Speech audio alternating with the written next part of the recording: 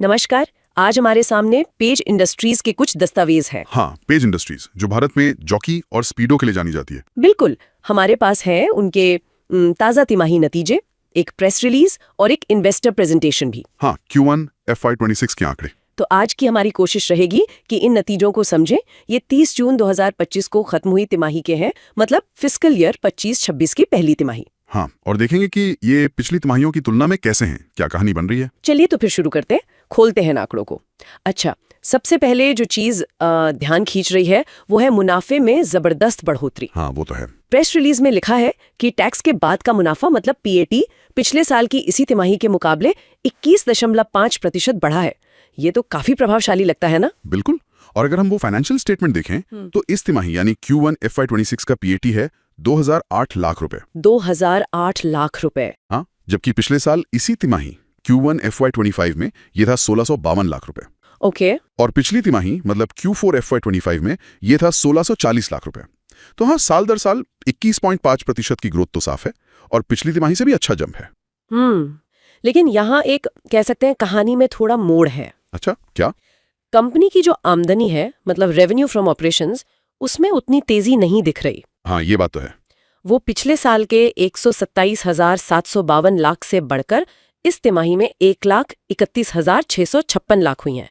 ये तो सिर्फ 3.1% की बढ़ोतरी हुई। सिर्फ 3.1%। हाँ, ये तो मुनाफे की ग्रोथ से काफी कम है। और सेल्स वॉल्यूम मतलब कितनी मात्रा में माल बिका, उसमें तो सिर्फ 1.9% की ही बढ़ोतरी है।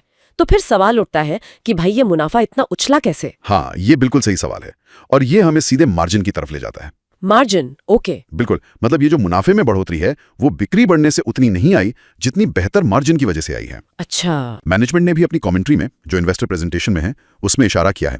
उन्होंने कहा कि उनका जोर कच्चे माल की स्मार्ट सोर्सिंग पर था, कॉस्ट ऑप्टिमाइजेशन यानी लागत घटाने के उपायों पर और डिजिटल ट्रांसफॉर्मेशन पर भी। मतलब खर्चों पर लगाम कसी है। हाँ, सीधे शब्दों में कहें तो अपने खर्चे बेहतर तरीके से मैनेज किए हैं। हाँ, और आंकड़े भी यही दिखा रहे हैं। EBITDA मार्जिन, हाँ, EBITDA मार्जिन वो इस तिमाही 22.4% रहा है, जबकि पिछले साल इसी तिमाही में 19.0% था। और पिछली तिमाही में 21.4% था। तो साफ है कि कंपनी ने खर्चों को कंट्रोल करने में मतलब अपनी ऑपरेशनल एफिशिएंसी बढ़ाने में कामयाबी हासिल की है। बिल्कुल, कम लागत में ज्यादा काम। सही। और इसे अगर हम थोड़े बड़े पिक्चर में देखें तो मैनेजमेंट ने ये माना भी है कि तिमाही के दौरान कंजम्पशन मतलब खपत थोड़ी सुस्त थी। हाँ, ये उन्होंने कहा है। हालांकि महीने दर महीने कुछ सुधार दिखा है और उनका ऑनलाइन बिजनेस अच्छा कर रहा है। तो ऐसे माहौल में जब बिक्री बढ़ाना ही मुश्किल हो तब मार्जिन सुधार लेना तो कमाल है। हाँ, ये उनकी ऑपरेशनल ताकत दिखाता है। मुश्किल समय में भी वो प्रॉफिटेबिलिटी बनाए रखने के तरीके निकाल रहे हैं। अच्छा, और भविष्य के लिए क्या प्लान्स है, कुछ पता चला? हाँ, इन्वेस्टर प्रेजेंटेशन में कुछ संकेत हैं। उन्होंने युवा ग्राहकों के लिए एक नई रेंज लॉन्च की है JKY ग्रूव नाम से। JKY ग्रूव, इंटरेस्टिंग नाम है। हाँ, और उड़ीसा में उनकी जो नई मैन्युफैक्चरिंग यूनिट है उसने प्रोडक्शन शुरू कर दिया है। अच्छा, तो कैपेसिटी बढ़ेगी? हाँ, उत्पादन क्षमता बढ़ेगी और साथ ही वो कुछ डिजिटल सिस्टम्स पर भी काम कर रहे हैं, जैसे Salesforce और SAP S/4HANA।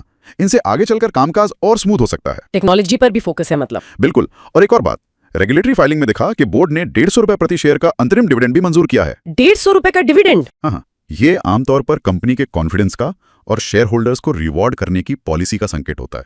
ये तो अच्छी खबर है शेयर होल्डर्स के लिए। और एक और जरूरी बात, जो ऑडिटर की रिपोर्ट है नतीजों के साथ, हाँ, उसमें क्या है? उसमें कोई एडवर्स रिमार्क मतलब कोई नकारात्मक टिप्पणी नहीं है। इसका मतलब है कि अकाउंट्स में कोई बड़ी गड़बड़ी नहीं मिली ऑडिटर को। चलिए, ये भी एक राहत की बात है।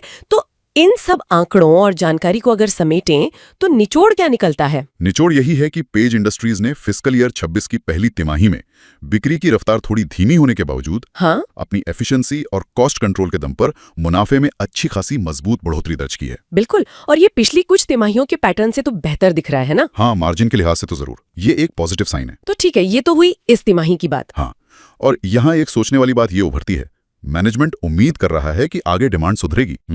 अब सोचो, अगर ये कॉस्ट कंट्रोल और एफिशिएंसी वो बनाए रखते हैं और डिमांड भी वाकई में बढ़ जाती है तो फिर आने वाले नतीजों पर इसका क्या असर पड़ेगा? डबल इंजन ग्रोथ हो सकती है क्या?